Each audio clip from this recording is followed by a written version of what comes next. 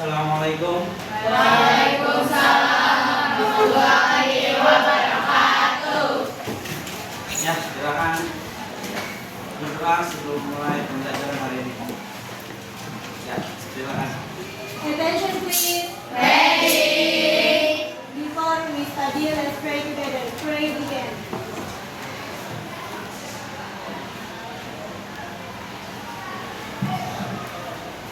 Finish. Pray to the teacher. Assalamualaikum warahmatullahi wabarakatuh. Waalaikumsalam warahmatullahi wabarakatuh.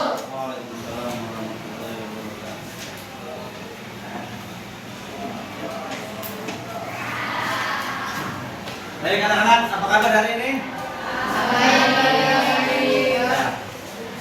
Oke, hari ini kita akan mempelajari tentang materi berpikir komputasional ya. Ya, silakan dibuka buku paketnya halaman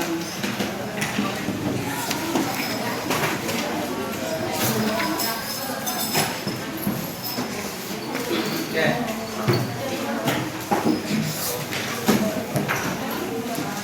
Halaman 25 ya. Halaman minggu lalu kita sudah mempelajari tentang baik informatika. Hari ini kita akan mempelajari tentang berpikir komputasional ya. Oke. Ya. Tujuan pembelajaran.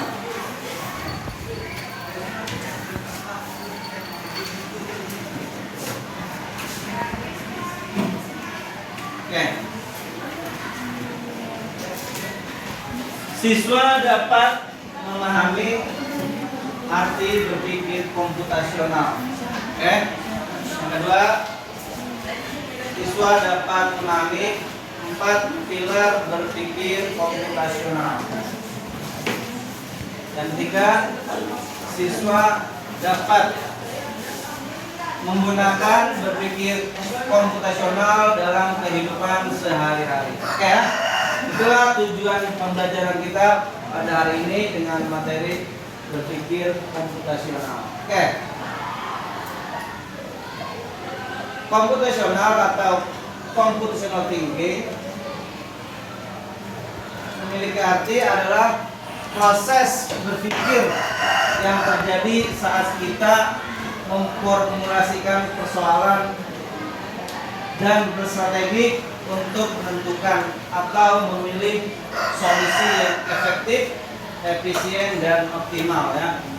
Atau bisa juga bermakna berpikir komputasional adalah proses berpikir yang sedang terjadi ketika kita ingin memenuhi kebutuhan atau menyelesaikan masalah secara efektif, efisien dan optimal.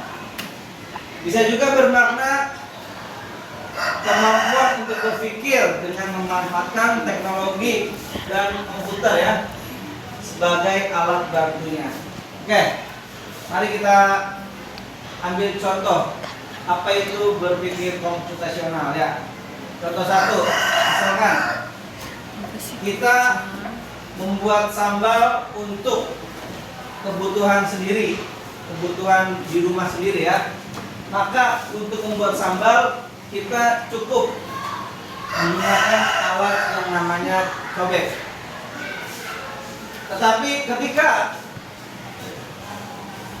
kebutuhan sambal dengan jumlah yang lebih besar, contoh misalkan dalam acara keluarga besar ya, maka untuk membuat sambal kita tidak mungkin menggunakan cobek, tapi kita bisa menggunakan alat lain seperti blender ya. Karena dengan blender maka pekerjaan kita jauh lebih efektif dan efisien. Karena ketika menggunakan cobek maka akan membutuhkan waktu yang lebih lama. Namun ketika sambal kita itu terkenal ya, satu kecamatan, maka ini bisa menjadi bahan bisnis ya. Oleh karena itu kita tidak bisa lagi menggunakan blender, maka kita harus menggunakan mesin ya, atau menggunakan mesin otomasi ya, seperti gambar di bawah ini. Ini merupakan mesin atau alat yang digunakan untuk membuat produksi dalam jumlah atau skala yang besar.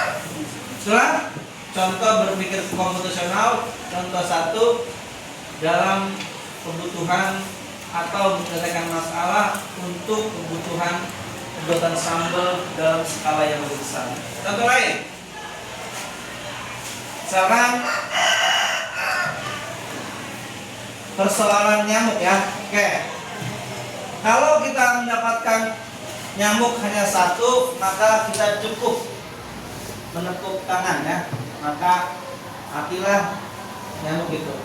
Tapi kalau beberapa nyamuk, maka kita tidak bisa lagi menggunakan tangan karena akan melelahkan ya. Maka kita bisa menggunakan raket nyamuk ya. Namun itu juga mempunyai kelemahan karena dengan raket kita memerlukan daya juga ya, harus dicas, atau misalkan tenaga kita juga untuk memainkan raket juga terbatas.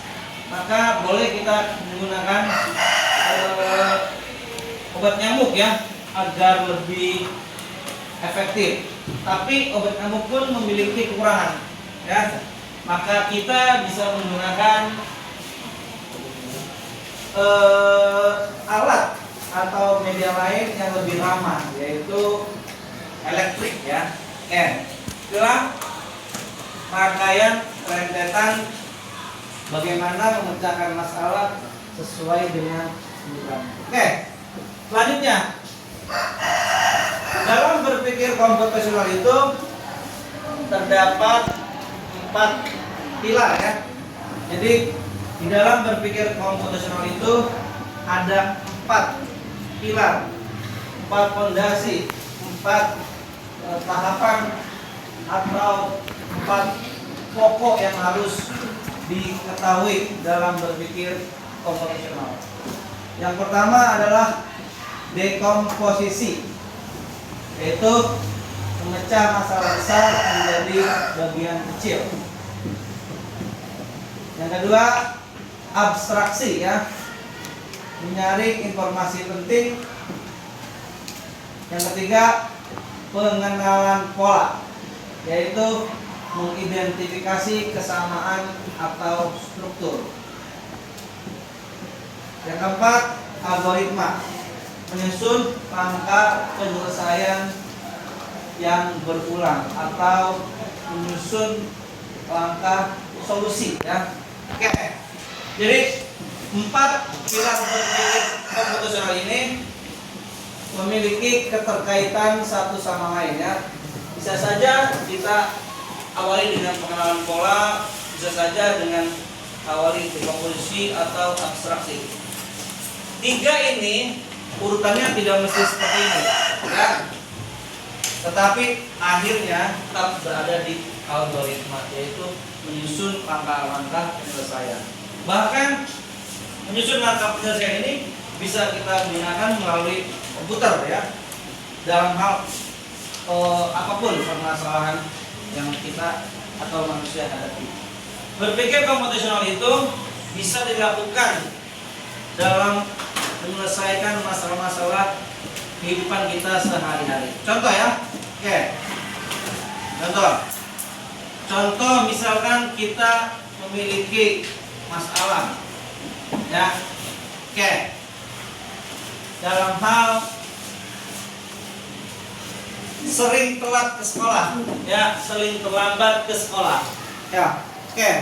Ini contoh berpikir komputasional yang bisa kita terapkan dalam kehidupan sehari-hari ya. Oke. Contoh. Masalahnya adalah sering terlambat ke sekolah. Ya. Yang bisa kita gunakan dalam menggunakan berpikir komputasional, kita bisa mengawalinya dengan tahapan dekomposisi. Ya, memecah masalah besar menjadi masalah kecil ya. Saya di sini, kamu bisa lihat. Tidur larut, alarm tidak bunyi, malas bangun. Ya, ini adalah kumpulan masalah yang menyebabkan kita sering terlambat sekolah. Oke, kita pecah permasalahan menjadi bagian-bagian kecil agar lebih mudah dianalisa atau lebih mudah dikaji ya. Oke, mengapa saya bisa bangun kesiangan? Beberapa kemungkinan penyebabnya adalah saya tidur terlalu malam karena bermain ponsel atau menonton TV. Yang kedua, saya lupa memasang alarm. Ya. Dan yang ketiga, saya memasang alarm tapi tidak bangun saat alarm berbunyi. Kemudian saya sering menunda bangun setelah alarm berbunyi. Nah, ini adalah langkah yang disebut dekomposisi ya. Bagaimana memecah masalah yang satu menjadi bagian-bagian kecil. Oke, next. Kedua, pengenalan pola ya. Misalnya terlambat tiap hari Senin karena Minggu tidur malam. Kita perhatikan kebiasaan yang sering terjadi. Misalnya, setiap hari Senin saya selalu terlambat karena pada hari Minggu malam saya tidur terlalu larut. Atau setiap kali saya tidak memasang alarm, saya bangun lebih siang. Oke, dari sini kita mulai mengenali pola. Ada hubungan antara kebiasaan tidur malam dan keterlambatan. Jadi memiliki pola yang sama ya. Oke, lanjut. 3, abstraksi ya. Bagaimana menyaring permasalahan yang ada menjadi yang paling penting. Fokus hanya pada hal-hal yang mempengaruhi bangun pagi. Kita saring informasi penting dari keseluruhan permasalahan. Misalnya, yang paling mempengaruhi keterlambatan ternyata bukan seberapa banyak saya belajar malam, tapi karena saya tidur tepat waktu dan tidak disiplin dengan alarm. Jadi permasalahannya tidak tidur tepat waktu atau tidak disiplin dengan alarm. Ya, jadi menyaring masalah yang kita hadapi dan kita simpulkan ternyata adalah tidak tidur tepat waktu atau tidak disiplin dengan alarm. Kita abaikan hal kecil lain yang tidak terlalu berpengaruh. Jadi kita fokus di dua ini saja. Tidak usah memikirkan hal-hal lain seperti menggunakan handphone atau ada janji dengan teman. Tidak. Kita fokusnya di dua ini. Berarti ini adalah langkah abstraksi. Oke. Yang keempat, ini dia. Algoritma ya, menyusun langkah-langkah solusi. Jadi permasalahan itu harus ada solusi yang bisa